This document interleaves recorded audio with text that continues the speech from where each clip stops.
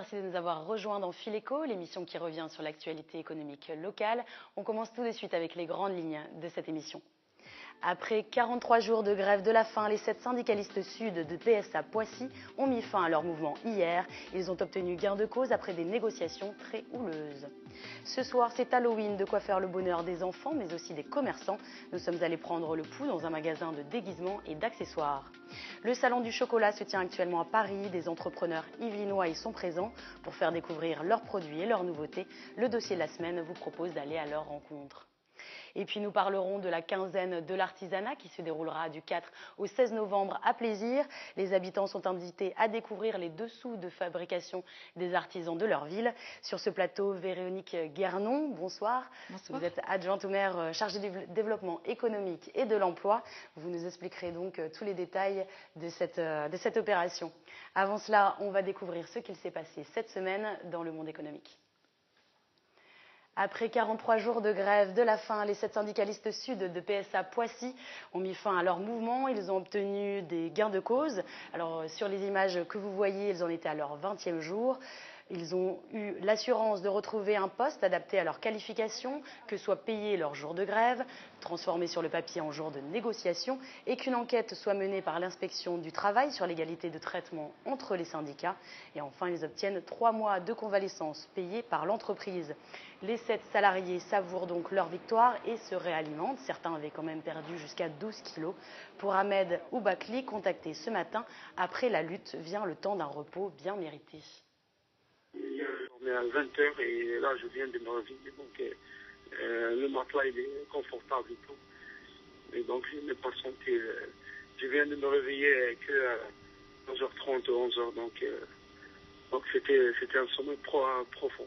J'avais besoin et je pris hier un bain. C'était magnifique, agréable. Je pris soupe aussi, c'était bien et tout. Et franchement, c'est différent, mais surtout avec le sentiment de victoire, donc c'est bien. Alors toujours concernant cette usine de Poissy, une information moins conflictuelle. Cette fois, les voitures Peugeot 208 GTI et Peugeot 208 XY qui sont fabriquées ont reçu le label Origine France Garantie, puisque leur part de valeur produite dans l'Hexagone atteint 76%.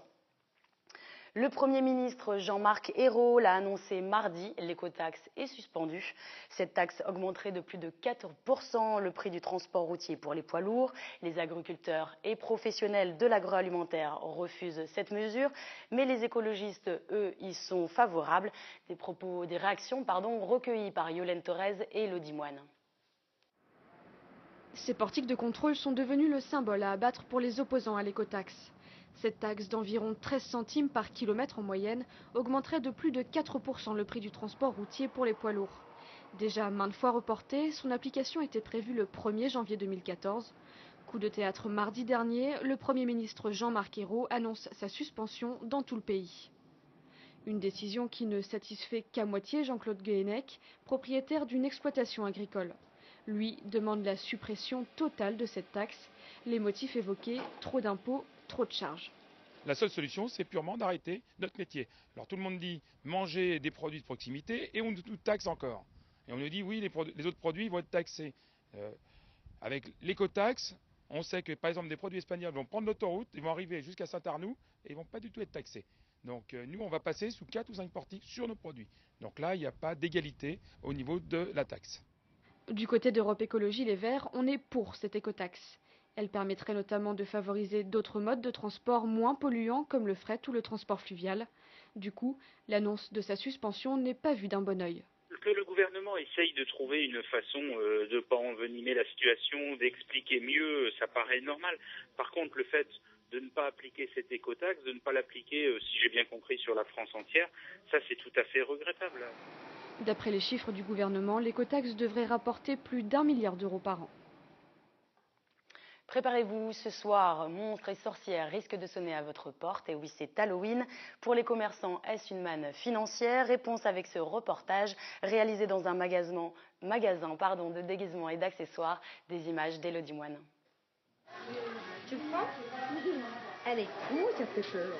Des crânes, des masques de monstres, des chapeaux de sorcières. Les clients de ce magasin de Maurepas font le plein pour les fêtes d'Halloween. Surtout de la déco, voilà, la toile d'araignée.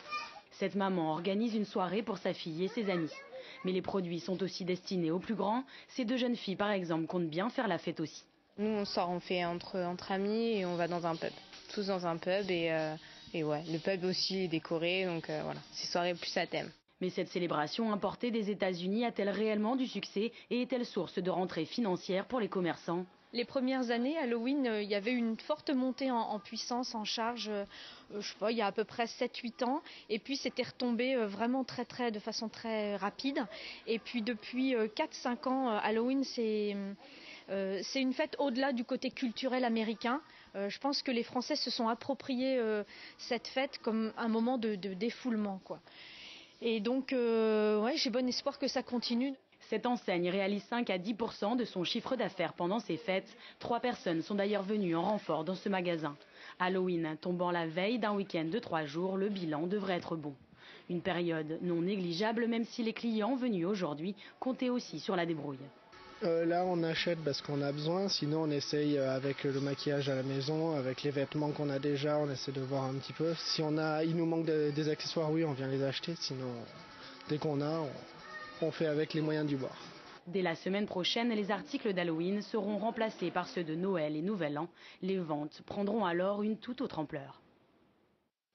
Tout le monde connaît le salon du chocolat, moins connu, le salon professionnel du chocolat. Il a eu lieu en début de semaine, du 28 au 30 octobre.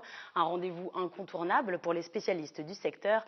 Parmi elles, des entreprises yvelinoises. Nous sommes allés les rencontrer avec Jonathan Villeman. Sur ce salon du chocolat, des machines dernier cri, des emballages et finalement très peu de chocolat. Car il s'agit du salon réservé aux professionnels du secteur. Ici, on pense d'abord à la fabrication et au marketing. Parmi les entreprises yvelinoises, on compte ainsi des sociétés spécialisées dans les équipements, comme les enrobeuses, dans l'agencement des magasins ou encore l'emballage. Jean Séché est venu de Voisins-le-Bretonneux. Son activité aussi est à la base bien éloignée du monde du chocolat. Nous sommes spécialisés dans le lavage de tous les ustensiles, boulangers, pâtissiers, traiteurs, charcutiers, fromagers. Nous diffusons toute une gamme de lavaterie adaptée à chaque métier, donc particulièrement aussi ici les chocolatiers. Pour cet Yvelinois, être présent sur ce type de salon est essentiel. C'est important pour être connu de toute la clientèle métropole de France et surtout l'export. Et on s'aperçoit sur ce salon qu'il y a beaucoup plus de gens étrangers que de Français. Cette entreprise du PEC, spécialisée dans le chocolat comme matière première, confirme, ce salon a été l'occasion de prospecter à l'international. Au bout des 2 premières journées, on a concrétisé un partenariat sur Bahreïn, on a concrétisé un partenariat sur le Liban, on a des prospects sur le Qatar et sur le Koweït. Et dans 15 jours, on part sur Dubaï, assister et être présent à nouveau sur un salon de façon à accroître notre notoriété internationale. Rien qu'en France, le chocolat représente de 3 à 4 milliards d'euros de chiffre d'affaires chaque année. Vous l'avez peut-être noté, le campus du Crédit Agricole est en chantier. Le groupe souhaite donner une autre envergure à ce site de Guyancourt et accueillir d'ici 2016 de nouveaux collaborateurs. Explication avec ce reportage réalisé avec Élodie Moine. Sur le site du Crédit Agricole de Guyancourt, les grues ont pris leur quartier et les ouvriers s'activent. Un nouveau bâtiment devrait voir le jour début 2015. Créé à la fin des années 70 pour héberger les activités de back-office, le campus n'a cessé de s'agrandir. Avec ce 6e bâtiment, le Crédit Agricole souhaite en faire son pôle technologique majeur. On a déjà une bonne partie des populations qu'on va qualifier entre guillemets de IT qui sont présentes ici sur le site. À terme, en ramener permettra d'ailleurs plus de collaboration entre l'ensemble de cette composante. C'est vraiment l'animation d'une ligne métier système d'information qui sera basée pour leur très grande majorité sur ce site. Et donc c'est cette collaboration au sein de cette ligne métier qui en sera grandement facilitée. À terme, plus de 1200 collaborateurs devraient rejoindre ce campus. Dans le nouveau bâtiment baptisé Alsace, on comptera 5 étages de bureaux et 4 niveaux de parking. Son architecture a été pensée avec les ateliers 115. tout le travail sur la façade a été très important parce qu'il a fallu réfléchir à l'intégration de l'architecture, tant dans le cadre du campus global, où il y a déjà un certain nombre de bâtiments un peu datés qui existent déjà, pour s'intégrer dans ce campus qui est impressionnant, et puis aussi s'intégrer dans la ville. C'est le rôle des promoteurs aussi de faire attention à l'intégration urbaine, puisque les bâtiments qu'on laisse derrière nous vont vivre dans le temps, et puis la dimension aussi bioclimatique de la conception de nos façades, qui selon leur orientation était aussi extrêmement important. Une meilleure protection et des dépenses d'énergie limitées. Après cette phase de construction, les 2 premiers bâtiments du site seront rénovés. Ce projet ne s'achèvera donc qu'à la fin 2016. On y comptera alors 4500 salariés. Pour les accros au shopping, il faudra attendre encore quelques jours avant de découvrir One Nation. Cet outlet de luxe basé au Clé-sous-Bois a reporté son ouverture au 4 décembre. La direction indique que ce report permet aux enseignes d'être mieux installées et de finaliser leur présentation. En tout, 112 boutiques proposeront leurs anciennes collections à prix cassé. Et enfin, le Drive n'est plus l'exclusivité de l'alimentaire. Le magasin de papeterie et de fournitures de bureaux des Clés-sous-Bois Bureau Vallée lance son service Drive. Vous pouvez commander sur leur site internet et récupérer et payer dans la journée en magasin. On passe maintenant à l'entretien.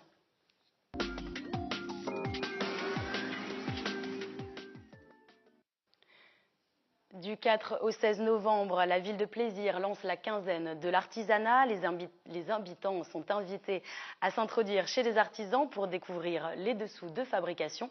Pour en parler, nous recevons sur ce plateau Véronique Guernon. Bonsoir. Bonsoir. Vous êtes l'adjointe au maire chargée au développement économique et à l'emploi. Alors, durant ces 15 jours, des artisans vont ouvrir leurs portes. Vous pouvez nous expliquer le concept? Il s'agira de visites guidées en quelque sorte.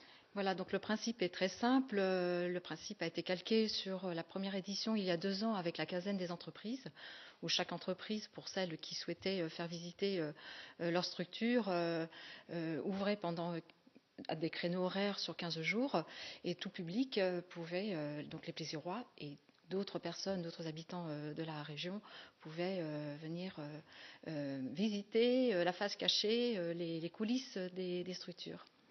Voilà, et donc pour cette quinzaine de l'artisanat, donc du 4 au 16 novembre, des artisans commerçants ouvrent leur structure et pour présenter leur savoir-faire au public, aux Plaisirois. Alors justement, ils vont pouvoir donc découvrir par exemple les ateliers, mais aussi tester finalement.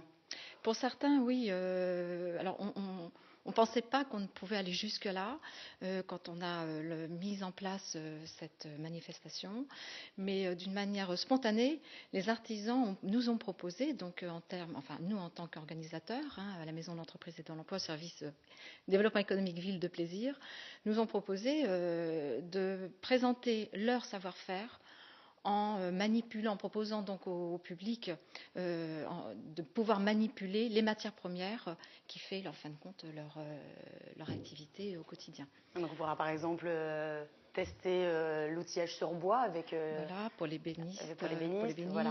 Peut-être je sais pas des clous sans se faire taper dessus pour le tapissier, voilà, donc et puis tester l'activité, voilà, appréhender les matières premières voilà, et pour l'activité aussi du maçon, de pouvoir faire à base de staff des moulures qui permettront voilà, qui donnent une certaine pour les barrières, vous savez, les murs qui sont proposés, donc pour les particuliers, pour les entreprises, voilà. Donc il y aura du bricolage pour les visiteurs. Alors par contre, il faut s'inscrire puisque les visites ne sont pas tous les jours. Il y a à peu près 2 visites, je pense, par semaine et par artisan. Voilà. Donc pour s'inscrire, normalement, les inscriptions étaient ouvertes jusqu'au 30 octobre. Je pense qu'il reste encore quelques places. Il y a possibilité. Oui, les inscriptions se poursuivent jusqu'à la semaine prochaine.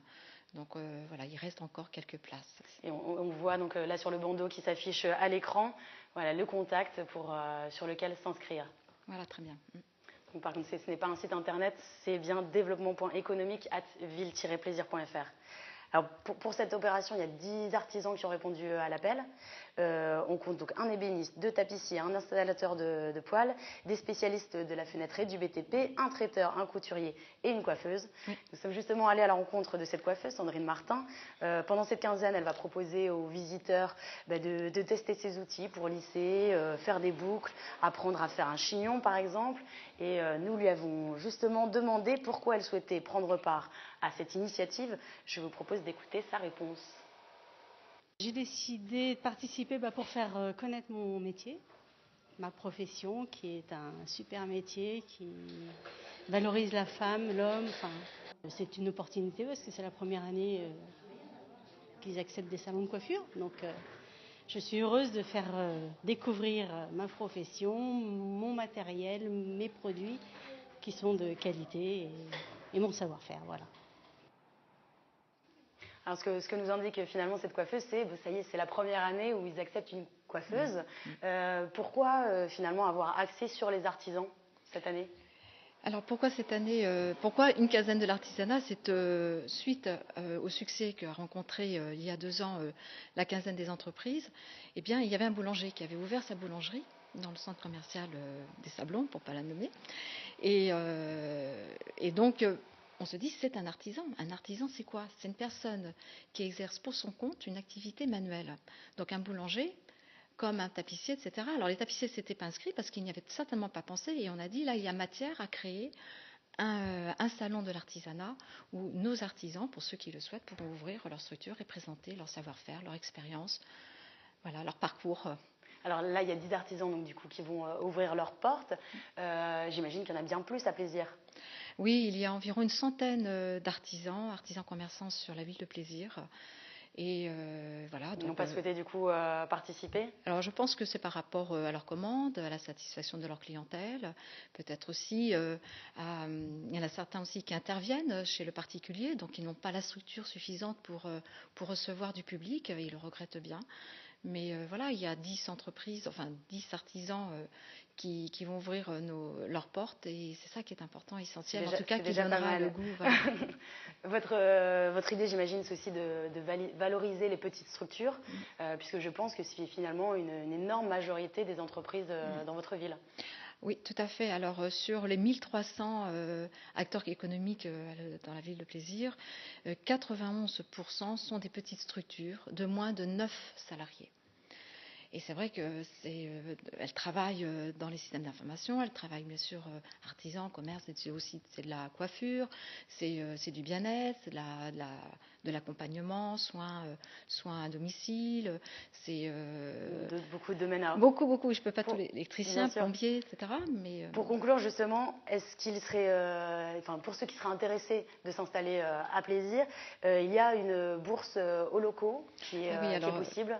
Au service ville, au service économique, il y a une bourse locaux qui est gérée donc par mes collègues et qui, en effet, met en relation le propriétaire avec celui qui recherche un espace, des locaux, une plateforme, ou bien pour celui, alors donc ça c'est dans le cadre de la création, mais dans le cadre d'un développement d'entreprise, eh ben, on peut aussi proposer de l'espace, enfin des biens immobiliers, soit en acquisition, soit en location. En tout cas, nous facilitons les démarches voilà, entre celui qui recherche et le propriétaire. Eh bien, les personnes intéressées pourront se tourner vers votre service en tout cas. Eh bien, merci beaucoup d'avoir été avec nous sur ce plateau. Je vous remercie. Et puis on passe maintenant du coup au dossier de la semaine.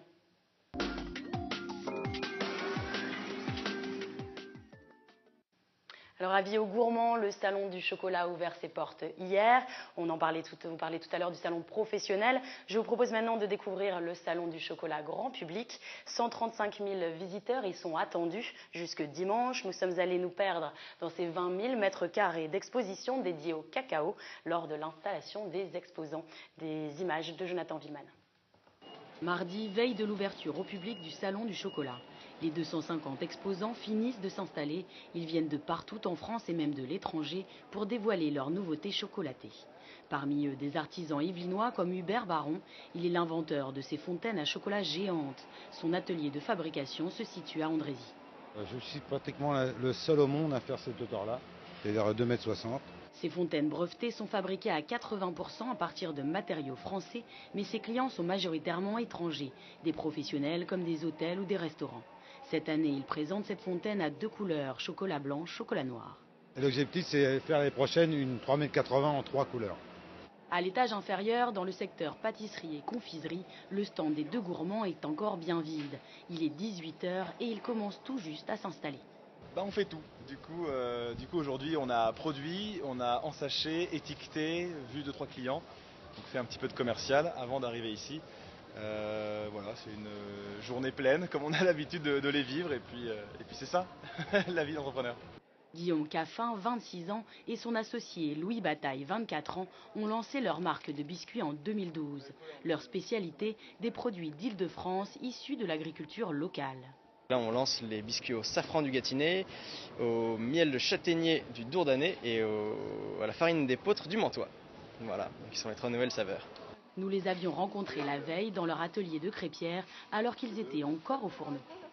C'est un atelier qu'on a monté il y a un petit peu moins d'1 an maintenant. On est parti donc de ce local qui était un entrepôt vide. On a monté tous les murs, on a installé toutes nos machines et on fabrique ça à deux. On fabrique ça à 2 toute la journée. Hop. Et donc là, je viens de pétrir la pâte. Et je vais passer le relais du coup à Guillaume qui s'occupe de l'étape suivante, qui est le détaillage des biscuits. Les 2 gourmands, comme ils se font appeler, se sont lancés dans l'aventure à leur sortie d'école de commerce. Il a d'abord fallu convaincre les financeurs, 150 000 € d'investissement étaient nécessaires, et commencer par une petite production après une formation accélérée de pâtissier. Au début, on a commencé à l'emporte-pièce, et puis au fur et à mesure de l'évolution de l'entreprise, on fait de petits investissements qui nous permettent de faire un petit peu plus.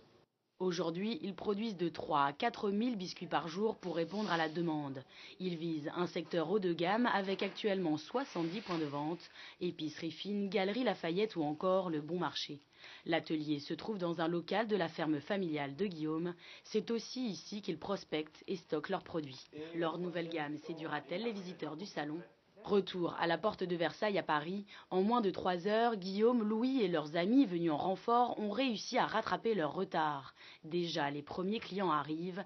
Avec ce salon, ils espèrent gagner en notoriété et avoir des retours sur leurs nouveautés. À cet autre stand, nous retrouvons cette fois un habitué du salon, ce chef chocolatier de Saint-Germain-en-Laye. 19e édition de cet événement et 19e venue pour Pascal Legac. Son étal est presque prêt, présentation des chocolats, cadre au mur et une sculpture à croquer. Cette décoration tout en chocolat a bien failli manquer à l'appel. La structure s'est brisée en 4 lors du transport. Pascal a réussi à réparer les dégâts. Cette année, il présente 3 nouveautés, des bonbons de chocolat au pain d'épices, caramel au beurre salé ou encore parfum exotique, mangue, noix de coco et pulpe de passion.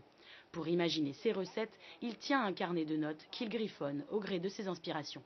Et les idées que je vois un peu partout, que je note, pas forcément chez moi d'ailleurs, pas dans mon atelier, pas dans mon laboratoire, plutôt à l'extérieur, de ce que j'entends, de ce que je vois, de ce que je goûte, de ce que je sens, et surtout, souvent dans d'autres métiers. Ça peut être dans la cuisine, ça peut être des idées plus axées sur la boulangerie, la pâtisserie, etc. Ce passionné restera à son stand toute la soirée car le salon ferme plus tard. Ce soir, on fête l'inauguration du salon avec le désormais célèbre défilé de robes en chocolat. Une tradition débutée par Pascal Legac lui-même. J'ai fait donc la première robe du premier salon du chocolat. Et à l'époque, il n'y avait qu'une seule robe et elle avait défilé tout autour. C'était un tout petit salon, rien à voir avec celui-ci évidemment parce que l'engouement du chocolat, le succès du salon du chocolat a fait qu'aujourd'hui, c'est un espace quand même très important. Allez, il est temps de profiter de la soirée. Sur le podium, on pouvait voir Églantine Émeillé, Elisa Tovati ou encore Marion Bartoli.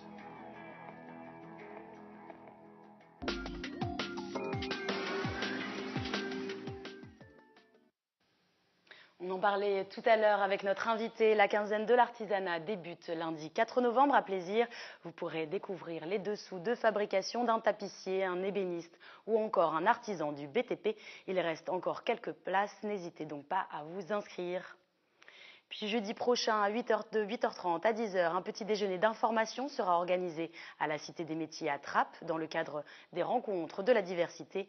Le thème: comment l'entreprise peut agir en faveur de l'égalité professionnelle entre hommes et femmes et de la mixité de l'emploi. Attention, il faut s'inscrire, les informations s'affichent sur votre écran. C'est la fin de ce Fil Éco. Merci d'avoir été avec nous. Je vous donne rendez-vous jeudi prochain pour un prochain numéro. Bonne soirée.